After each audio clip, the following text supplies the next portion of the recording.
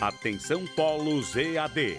Após o top de 5 segundos, mais educação, ciência e tecnologia no ar.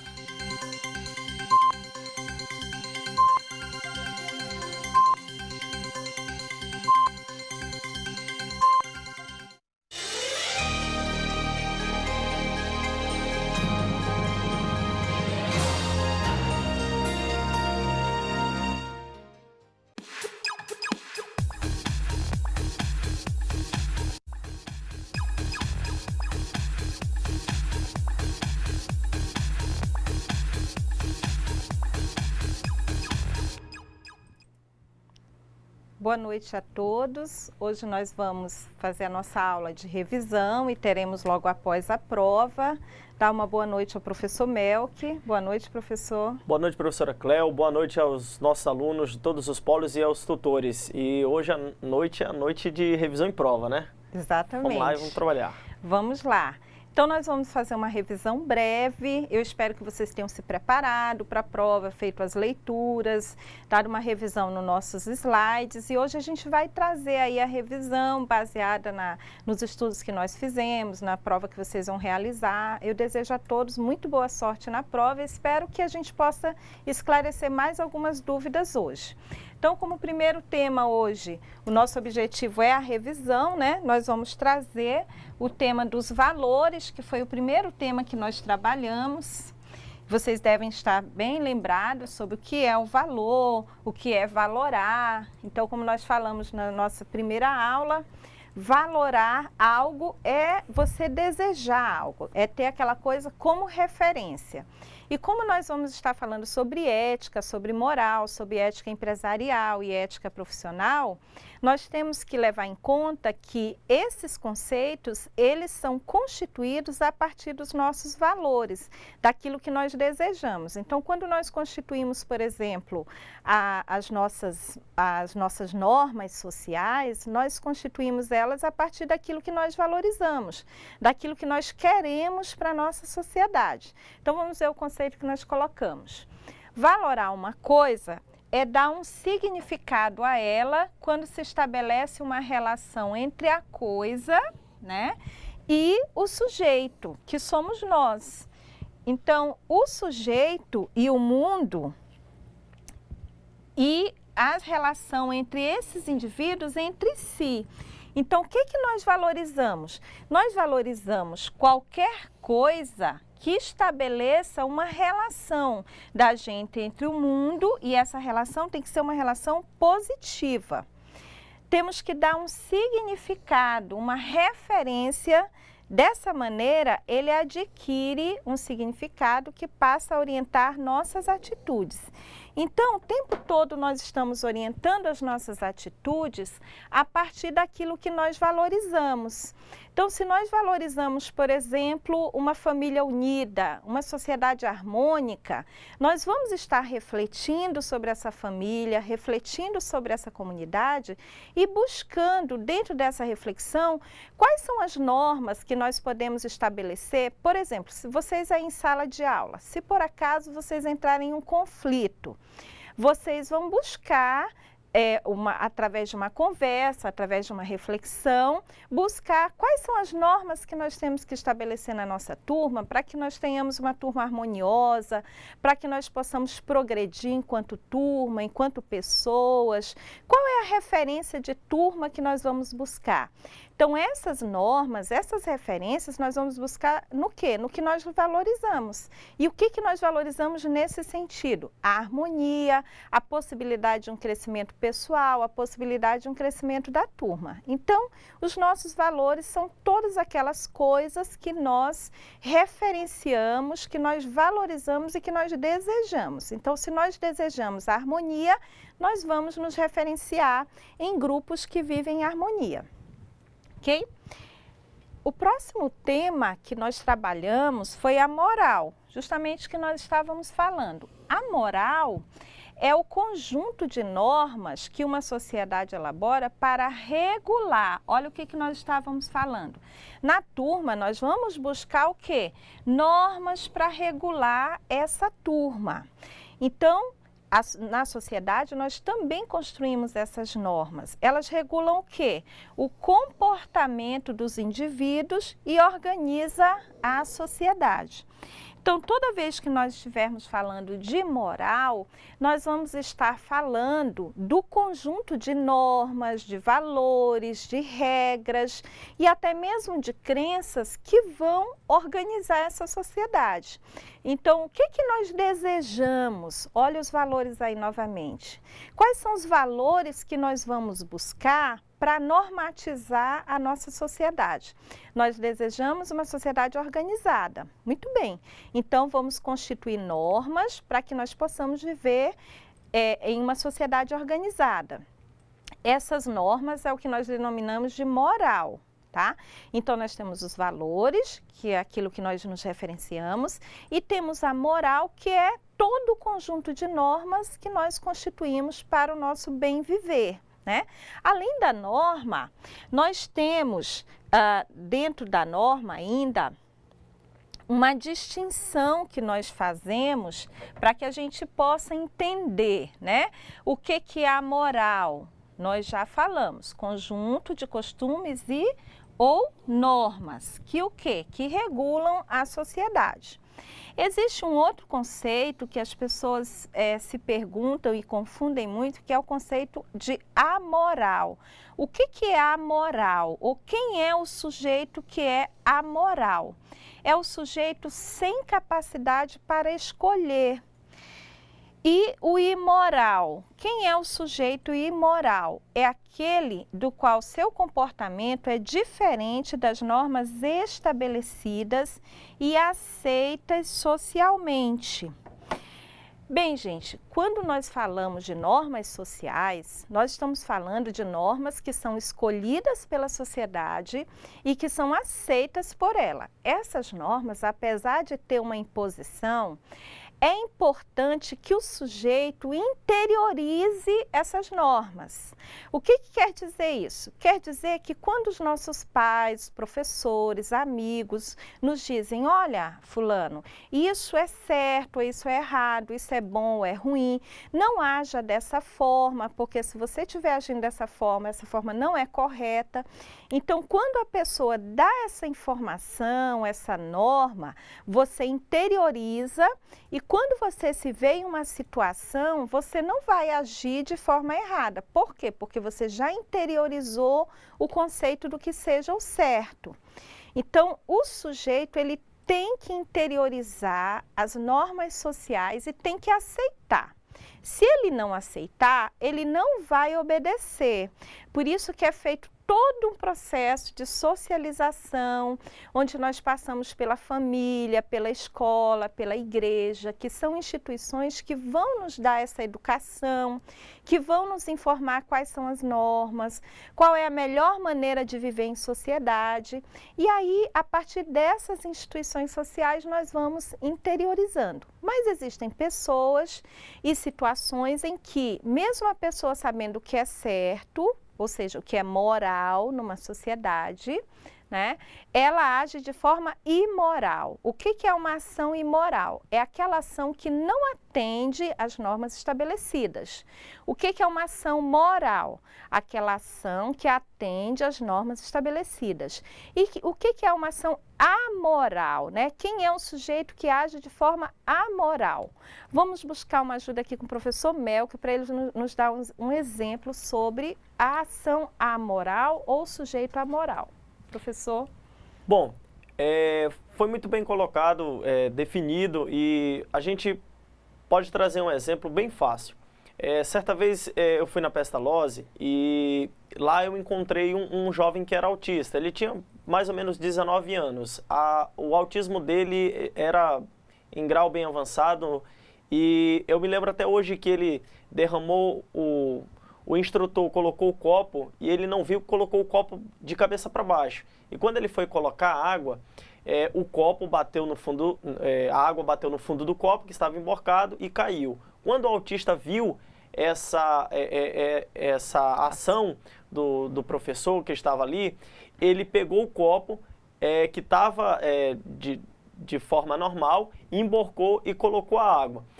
Isso é para mostrar que ele não tem essa capacidade de distinguir a ação certa de uma ação errada, porque apesar dele ter ali a sua patologia e de esfera talvez psicológica, ele não consegue compreender que a forma certa para a nossa sociedade ou para toda a configuração que nós entendemos é colocar água dentro de um copo, não de forma emborcada e sim da forma certa. A gente poderia citar vários outros exemplos também de sujeito amoral. É todo e qualquer sujeito que não tem a capacidade de escolha. Foi falado nas aulas anteriores do sujeito que viaja para um determinado país que não conhece, né, e esse desconhecimento da norma, dessa assimilação, de como, por exemplo, esse país reage a certas atitudes. Então, de repente, um brasileiro sai daqui, vai para um país muçulmano, que a configuração dele é completamente, a conjuntura social dele é completamente diferente do Brasil, e de repente ele acaba cometendo algo dentro do seu desconhecimento, e aí a gente está separando de imoral para amoral, porque o amoral é aquele que não tem aquela capacidade de conhecer, o desconhecimento, obviamente. Então, a gente poderia citar também uma criança de até 2 anos de idade que, de repente, coloca o dedo na tomada ou faz alguma atitude que a mãe tem que repreender para poder ensinar. Ok, obrigada, professor. Então, vamos voltar aqui só para a gente reforçar essa ideia. Então, o sujeito amoral é aquele que não tem capacidade para escolher. Como o professor Melk falou, pode ser uma criança que ela ainda não tem uma formação moral e pode ser uma pessoa de uma cultura diferente, portanto, faz parte de uma moral diferente, né, que em visita em outro país ou em outra cultura, ele desconheça a moral dessa sociedade, que é justamente esse conjunto de costumes ou normas. Então, eu espero que tenha ficado claro para vocês. A moral é o conjunto de normas de uma sociedade, imoral é tudo que vai contra essas normas, e uma ação amoral é aquela ação que é feita por um sujeito que desconhece a moralidade, ou porque é uma criança, ou porque ele tem uma patologia, né, uma doença mental, portanto ele não responde moralmente pelos seus atos, ou uma pessoa que está em uma cultura diferente, por desconhecer essa cultura, às vezes pode ter um comportamento que nós chamamos de amoral. Então, esse comportamento, ele não é imoral. Só é imoral se a pessoa tiver conhecimento da cultura, ok? Dentro desses conceitos, existe também um outro conceito interessante que nós temos que lembrar, que é o da consciência moral, né? Que todos nós temos uma consciência moral. E é essa consciência moral que vai nos fazer, essa capacidade que nós temos de escolher, de avaliar os nossos atos e a partir dessa avaliação agir. Então você está em uma situação e a sua consciência moral, ela vai lhe ajudar a decidir, a escolher qual é a melhor ação naquela situação. Então, antes da ação, a sua consciência, ela vai lhe dar essa capacidade de escolha, né? De escolher qual é a melhor ação. Depois da ação, ela vai agir como uma forma compensatória, que é aquele momento em que a gente faz a coisa certa e fica super aliviado, né? Poxa, eu fiz a coisa certa, que bom, foi bom para mim, foi bom para as outras pessoas, foi bom para a moral social, porque eu reforcei algo que é colocado pela sociedade como certo. É aquela situação em que você dorme tranquilo, né? E a gente fala, ai, dormi com a consciência tranquila, porque fiz a coisa certa. Então, é a nossa consciência moral agindo de forma compensatória. Mas, ao contrário, quando você faz algo errado, né, que a moral social julgue errado e que você também, por interiorizar essa moral, então a sua consciência fica ali meio que te punindo, né? Ela é punitiva mesmo. A coisa da dor na consciência. Ai, tô com a consciência doída, por que que eu fiz aquilo? Eu não deveria ter agido assim, né? Então, essa consciência é importante, por quê? Porque ela avalia o passado também. Então, se hoje você fez a coisa errada, no futuro, por causa dessa consciência, você vai ser capaz de escolher pela ação certa, ok? Vamos então para um outro conceito, que é o conceito de ética. A ética, muitas pessoas confundem a ética com a moral, mas a moral, ela é uma palavra que vem da palavra mores, né, do latim mores, que tem um significado muito parecido com o significado de ética.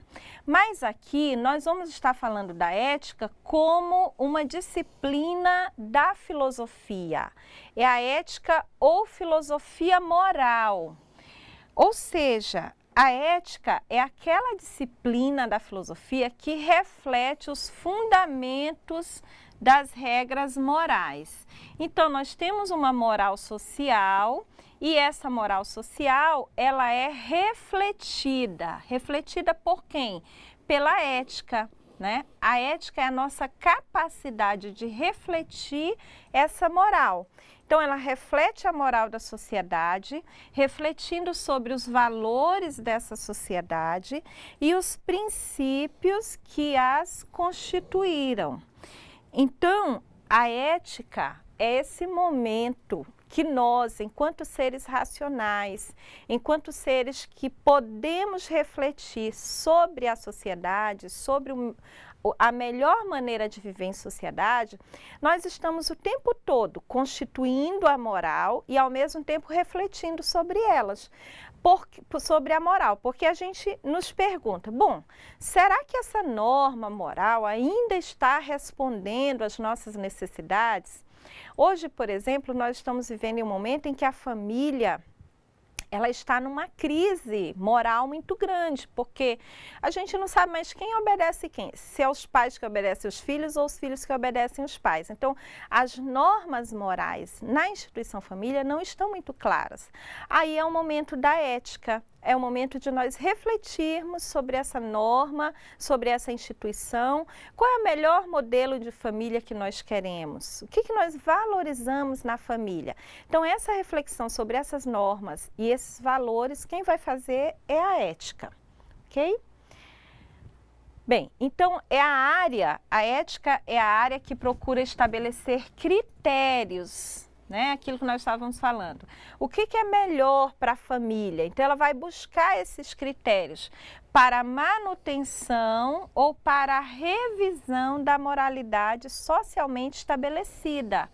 Então, hoje nós temos uma moralidade estabelecida em relação à família, por exemplo, né? Será que essa moralidade em relação à família está atendendo aos nossos desejos? Está atendendo aos nossos valores? Quais são os valores que estão estabelecidos hoje para a família? Então, essa é uma reflexão ética, né? A ética vai fazer essa reflexão. E essa reflexão é um exercício que tem que ser o quê? Voluntário, na busca de princípios e valores para a nossa conduta moral. Então, quando a gente fala de exercício, nós estamos dizendo o quê? Que todos os dias nós temos que refletir sobre a nossa moral, nós temos que refletir sobre a nossa sociedade, sobre o nosso convívio social. A reflexão ética é uma reflexão da nossa vida. Então, todo dia, quando a gente acorda, a gente não faz mais ou menos um planejamento, hoje eu vou fazer isso, fazer aquilo outro, né? Mas em todas essas suas ações, você tem que estar observando se você está agindo de forma moral, se você está seguindo as normas da sociedade e se você está agindo eticamente. A gente vai ver a diferença entre ética e moral, né? O que é um raciocínio ético e o que é você agir de acordo com a moral. Vamos ver como é que se dá isso. Esse sujeito ético ou moral, né, nós colocamos nas aulas anteriores, para que nós possamos refletir eticamente e agir moralmente. Veja que a ética, gente, é a reflexão. Reflexão. E a moral é a ação, né? Porque a moral é a ação que nós vamos fazer com referência às normas. Então, de acordo com as normas sociais, eu vou definir a minha ação. E a ética, ela vai refletir sobre essa relação aqui, entre a ação e as normas. Agora, para que o sujeito possa fazer essa reflexão, ele tem que seguir alguns critérios. Primeiro critério, ser consciente de si e dos outros ou do mundo, ser dotado de vontade, ser responsável e ser livre. Ser livre é ter o poder de autodeterminar-se, dando a si mesmo as regras de conduta. Então, essa autodeterminação que nós temos que ter é que traz essa característica de ser livre. Então, o sujeito moral, ele tem que atender esses quatro critérios, né? Ele tem que ser um sujeito dotado de vontade. O que é um sujeito dotado de vontade? Nós já explicamos nas aulas anteriores, vamos reforçar agora. Um sujeito dotado de vontade é aquele sujeito que tem a capacidade de decidir racionalmente sobre a sua ação. Ou seja, ele não vai agir simplesmente a partir dos seus instintos, né? Porque nós somos sujeitos, todos os seres humanos, somos dotados de instinto e somos dotados de vontade. O instinto, todos nós já sabemos, né? São essa coisa que nos dá o desejo. Ah, eu tenho um desejo de fazer isso, eu vou lá e faço. Quando você tem o desejo de fazer uma coisa, sem pensar, você faz, você está agindo a partir dos seus instintos. Quando você tem o desejo de fazer, mas você para e pensa, bom, será que eu posso fazer? Né? Que essa que é a reflexão ética. Nem tudo que eu quero eu posso, nem tudo que eu posso eu quero e nem tudo que eu quero eu devo. Então, tem o querer, tem o poder e tem o dever. Né? Então, antes de você chegar à ação, você tem que passar por esse processo. Bom, eu quero, mas será que eu posso? E eu posso, mas será que eu devo? Então, essa reflexão, ela é própria de um sujeito dotado de vontade. É justamente a capacidade que nós temos de refletir antes da ação e não agir a partir dos nossos instintos. O sujeito livre, todos nós somos livres. Então, enquanto sujeito moral, nós somos livres por quê? Justamente porque nós podemos escolher. Toda ação, ela nos dá pelo menos duas opções. Ou você segue por esse caminho, ou você segue por esse, ou então ela te dá muitos outros, né? Mas pelo menos duas opções ela vai te dar. Ou você faz a coisa certa, ou você faz a coisa errada. E o que vai te impedir de fazer a coisa certa? Nada. O que vai te impedir de fazer a coisa errada? Nada. Por quê? Porque você é livre. Você pode fazer, mesmo sendo proibido, mesmo sendo antiético, mesmo sendo imoral, você pode agir de forma imoral. Quem vai decidir isso? Você. Você que vai decidir isso. Portanto, você é um sujeito livre. Portanto, enquanto livre, você também é responsável. Então, o sujeito ético, ele é responsável justamente porque ele é livre. E ele é livre justamente porque ele é responsável. Tem essa relação aí entre esses critérios, ok?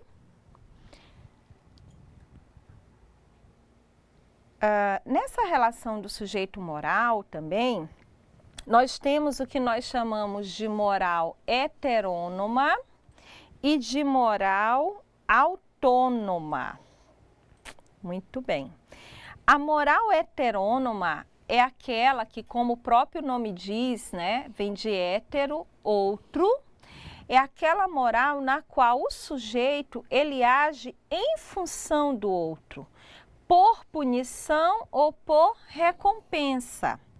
E a moral autônoma, auto, próprio, né, é aquele sujeito que age orientado por seus próprios princípios. Isso aqui também a gente já exemplificou bem nas outras aulas, né? A moral heterônoma é aquela moral onde o sujeito age em função do outro. É quando você está no trânsito e você só coloca o cinto de segurança porque tem um guarda na esquina, senão você não coloca o cinto, né? Quando você está em sala de aula e você só faz a coisa certa ou só se comporta de maneira moral quando o seu professor entra. Enquanto ele não entra, você desrespeita o colega, desrespeita o próprio ambiente, né? Então, você é um sujeito heterônomo, porque você só faz a coisa certa se o professor estiver olhando, se a mãe estiver olhando, se o guarda estiver olhando. É diferente da moral autônoma, né? Que é aquela moral da qual o sujeito age a partir da sua própria vontade, aquilo que nós estávamos falando anteriormente. Mas, para este sujeito, né, agir de forma moral, existe aí uma teoria de um psicólogo, Kohlberg, que ele diz que existem 3 níveis de moralidade, né? Que aí vai entrar bem dentro desse nível da heteronomia e da autonomia que nós colocamos. O primeiro nível é o nível pré-convencional, que é esse da moral heterônoma que nós estávamos falando, o sujeito que só age em função do outro, e o nível convencional, onde valoriza-se o reconhecimento do outro em campos cada vez mais amplos. Predominam expectativas interpessoais. Esse nível convencional, gente, se vocês lembram das nossas últimas aulas, é o nível em que a maioria das pessoas estão, né? Nós estamos incluídos nesse nível convencional, que é o nível em que as pessoas obedecem às normas sociais, obedecem às leis, mas tudo em função da instituição, ou em função do Estado, ou em função da família, não é algo que ele faz com consciência. E também esse sujeito, ele não reflete sobre a moralidade. Bom, se todo mundo faz assim, diz que está certo, eu também concordo e acho que está certo. Ele não faz uma reflexão sobre essa moral. Se está certa realmente, se não é necessário a gente refletir um pouco mais sobre as relações entre professores e alunos, por exemplo, a relação entre alunos e alunos. Será que nós estamos agindo moralmente realmente? Que moral é essa que nós estamos seguindo? Então, essa reflexão, nesse nível convencional, nós não fazemos. Nós só fazemos quando nós chegamos nesse nível aqui, olha, que é o nível pós-convencional. Por quê? Porque ele é o mais alto de todos, né? Poucas pessoas são capazes de atingi-lo. Prevalece o princípio de que as pessoas não são meios, mas fins, né? As leis e os sistemas, eles são injustos, precisam ser mudados. Mas a partir do que eles vão ser mudados? A partir daquilo que nós estávamos falando, a partir da reflexão ética. Então, esse nível pós-convencional é o nível em que o indivíduo ele vai refletir eticamente sobre a sua moral. Bem, nós falamos sobre a ética de Kant, né? Kant vai trazer um pouco dessa ideia da autonomia quando ele fala da ética do dever ou da ética deontológica, onde deon quer dizer dever, né? Então, a ética de Kant, Immanuel Kant, é a ética deontológica ou a ética do dever. Na medida em que o ser humano instaura as normas a si mesmo, tem o dever de cumpri-las. Porque é interessante que nós, seres humanos, nós estabelecemos as normas, nós dizemos o que é certo, como nós devemos agir, e na hora de agir nós não fazemos a coisa certa. Ou só fazemos quando tem alguém olhando, né, de forma heterônoma. E o que Kant questiona é justamente isso. Kant fala da importância de uma autonomia moral, a importância de um sujeito autônomo, autônomo moralmente, que age pelo dever, porque é o certo, né? Então eu vou fazer isso porque é o certo, e não porque alguém está olhando, não porque alguém está observando, ok? Então, Kant fala do dever. O que é o dever? O dever é aquilo que obriga a consciência moral livre, que deve agir sempre conforme o dever e por respeito ao dever. Isso aqui é muito interessante, a gente tem que guardar isso. Não é só conforme o dever, não é só de forma heterônoma, mas é por respeito. Quando ele fala por respeito, ele está falando justamente da autonomia moral, ok? Outra ética que nós trouxemos, que é uma ética contemporânea, a ética de Kant, que nós acabamos de falar, é uma ética, uma concepção ética moderna. Agora nós vamos entrar nas concepções éticas contemporâneas, né? Então, a concepção ética contemporânea do discurso, né? A ética do discurso que nós falamos na aula passada, está bem fresquinho aí na memória de vocês, que é uma ética que traz justamente a ideia de que nós temos que agir, temos que ter a liberdade e construir os discursos sociais de forma democrática, ou seja, todos nós temos que participar desse discurso. Quando nós estamos falando do discurso, nós estamos falando da constituição das normas sociais. Então, quem que define o que é certo e o que é errado? Quem define o que é bom e o que é ruim? Nós decidimos, nós estamos participando dessas decisões na elaboração das leis, na elaboração das normas, nós estamos efetivamente participando. Então, que Habermas, quando idealiza essa ética do discurso, fala, é justamente isso. Será que existe uma participação da sociedade na elaboração das leis, na definição do que é certo e o que é errado? Vamos ver então o que essa ética fala.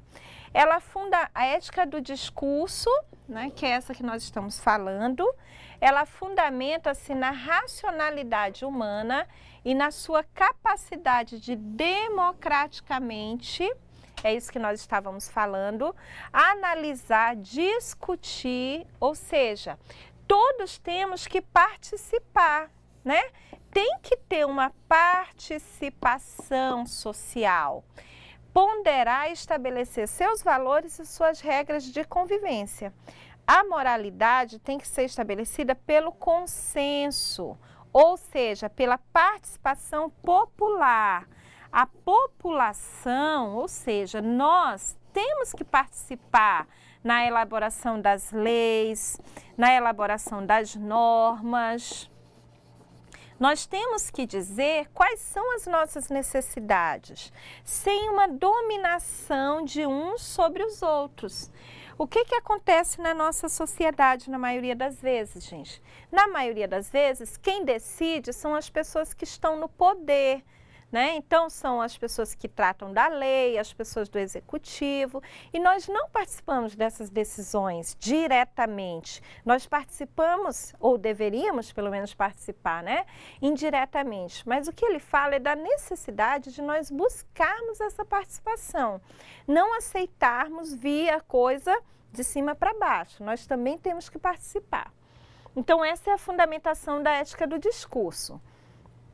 Outra ética, que é uma ética também contemporânea, que nós falamos na aula passada, é a ética latino-americana, que ela é muito parecida com a do discurso, porque ela fundamenta justamente no agir ético a partir da necessidade das pessoas, né? Na necessidade de superar a dominação, que nós estávamos falando, que gera exclusão, e entende que ético é tudo que possibilita a modificação do quadro de exclusão social e a afirmação da identidade, ou seja, da alteridade do excluído. Então, essa ética, ela também é conhecida como ética da alteridade, né? Porque ela vai trabalhar justamente essa questão do excluído e da alteridade.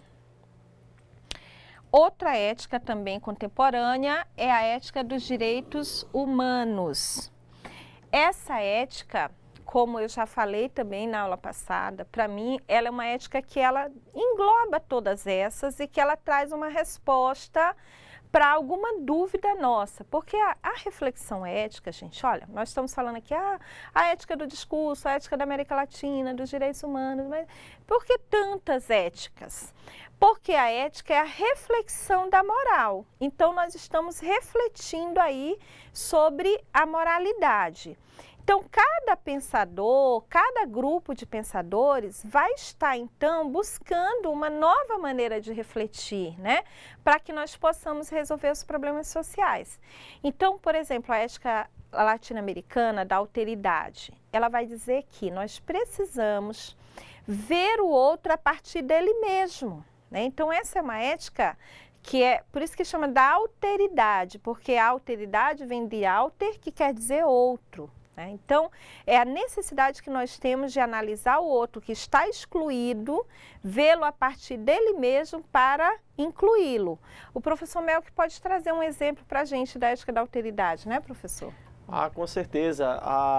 Inclusive, a gente trabalhou bastante nas aulas anteriores, principalmente a questão da alteridade, e ela está muito ligada a praticamente é aquilo que a ética do discurso também trabalha.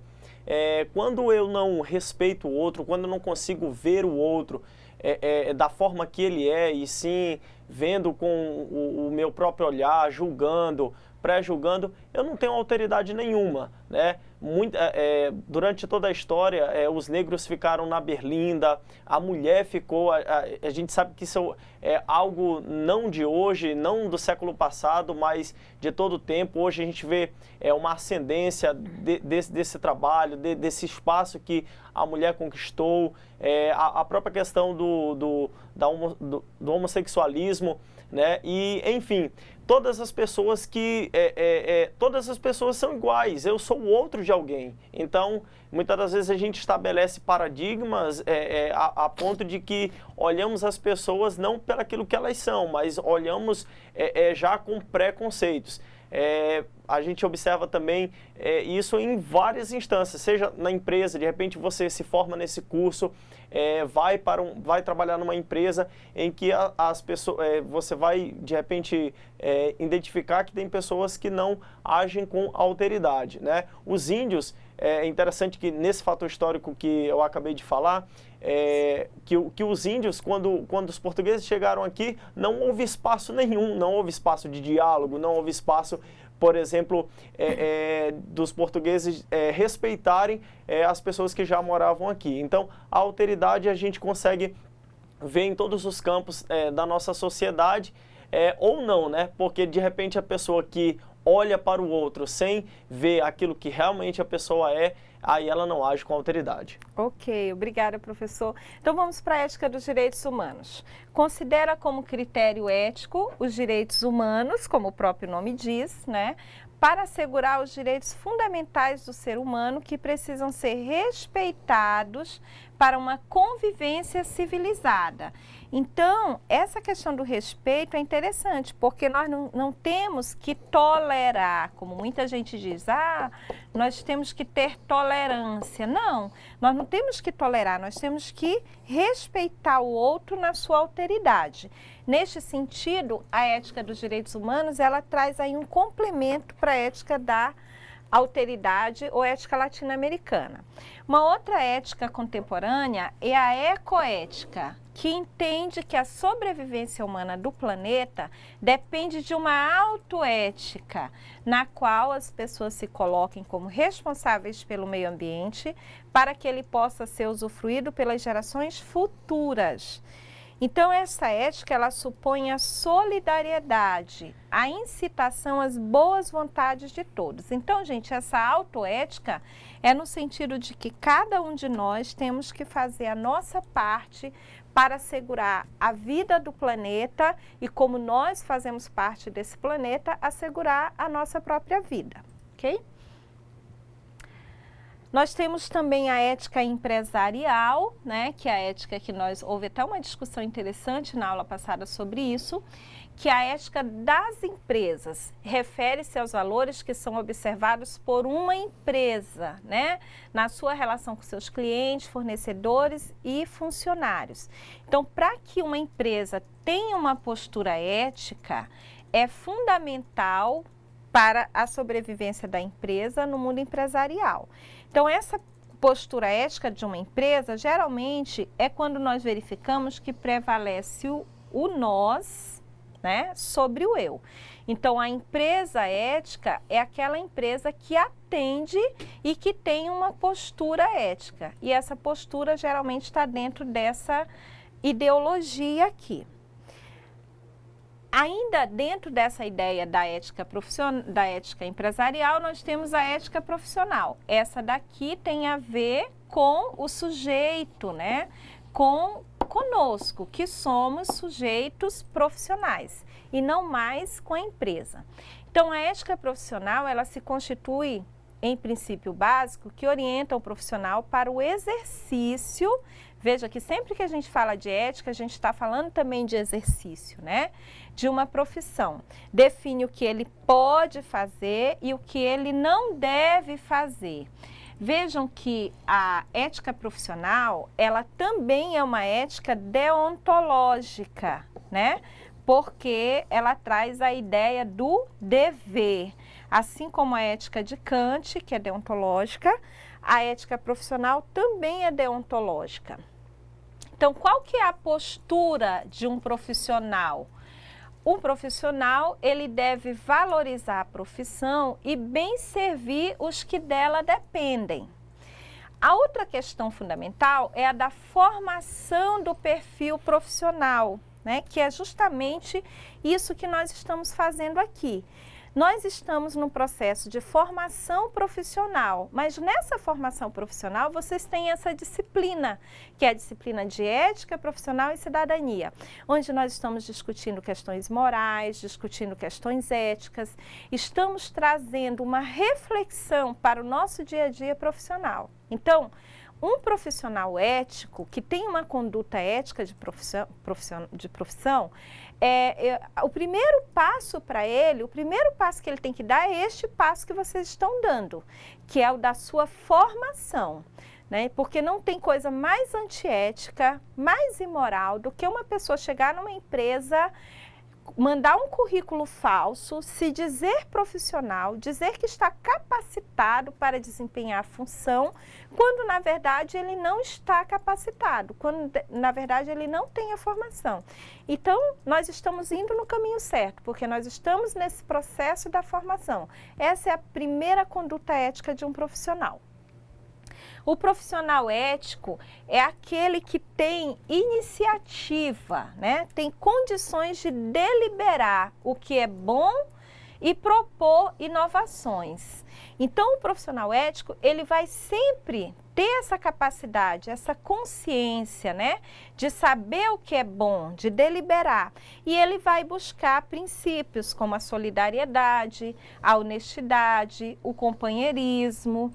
Então, quando ele for agir na empresa, ele vai agir dentro do quê? Dessa perspectiva, desse valor da honestidade, dessa perspectiva, desse valor da solidariedade. Por quê? Porque ele é um sujeito que reflete eticamente. Ele é um sujeito que exercita a ética, né? Então, exercitar a ética, refletir eticamente, é justamente buscar os princípios. Por que que eu vou fazer a coisa certa? Qual é o princípio que eu vou buscar? Por exemplo, o princípio da honestidade, esse é um princípio ético. Bem, os códigos de ética profissional, né, que são aqueles códigos que dizem o que é certo, o que é errado, né? Ele é deontológico, por quê? Porque ele traz a ideia dos deveres. Então, o código deontológico é o conjunto dos deveres exigidos no exercício de uma determinada profissão, que se expressará em obrigações profissionais.